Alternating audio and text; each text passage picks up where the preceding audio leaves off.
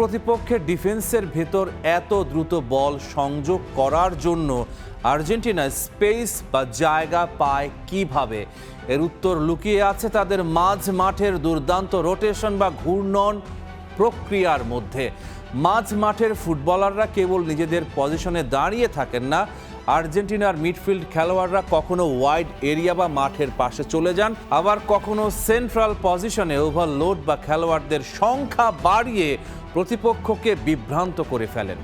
বল যখন মাঠের এক প্রান্তে যায়, সাথে সাথে রদ্রিগো দি পল কিংবা এনজো ফার্নান্দেজরা পজিশন অদল বদল করেন।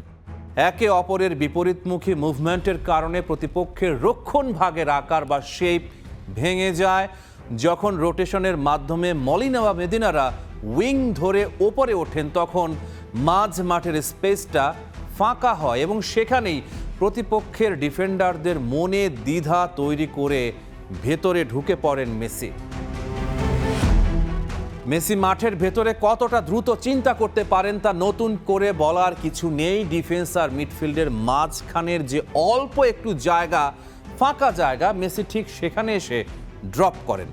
প্রতিপক্ষের শত বাধা আর 4-5 জন খেলোয়াড়ের ঘেরাটোপের মধ্যেও আর্জেন্টাইন ডিফেন্ডার বা মিডফিল্ডাররা ঠিকই মেসিকে খুঁজে বের করেন, কারণ তাদের মূল লক্ষ্যই থাকে বলটা মেসির পায়ে পৌঁছানো।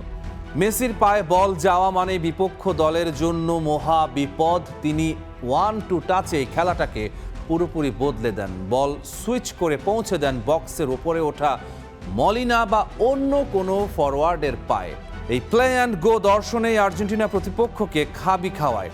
আর্জেন্টিনার এই সুন্দর ফুটবলার, আক্রমণাত্মক মানসিকতা এবং নিখুঁত কম্বিনেশন প্লে কোনো দৈব ঘটনা বা ভাগ্যের খেলা নয়, এটা এই দলের পরিচয়। তারা প্রতিপক্ষকে এত দ্রুত আক্রমণ সামলানোর পরীক্ষায় ফেলে যে প্রতিপক্ষ দল নিজেদের ট্যাকটিক্যাল শেপ গুছিয়ে ওঠার আগেই বল জালের ভেতরে জড়িয়ে যায়। মেসিকে যদি বক্সের আশেপাশে সামান্যতম জায়গাও দেয়া হয়, তবে ফুটবল বিশ্ব গত 2 দশকে 5 শতাধিক বার যা দেখেছে ঠিক সেটাই ঘটবে। একটা জাদুকরী গোল, মাঝ মাঠের এই ক্লান্তিহীন রোটেশন, উইং বনাম সেন্ট্রাল জোনের চমৎকার ভারসাম্য এবং মেসির ক্ষুরধার ফুটবল মস্তিষ্ক, এই ত্রিমুখী অস্ত্রের কারণেই আর্জেন্টিনা বিশ্বকাপে ট্রফি জয়ের অন্যতম বড় দাবিদার। Rahman pair, star play.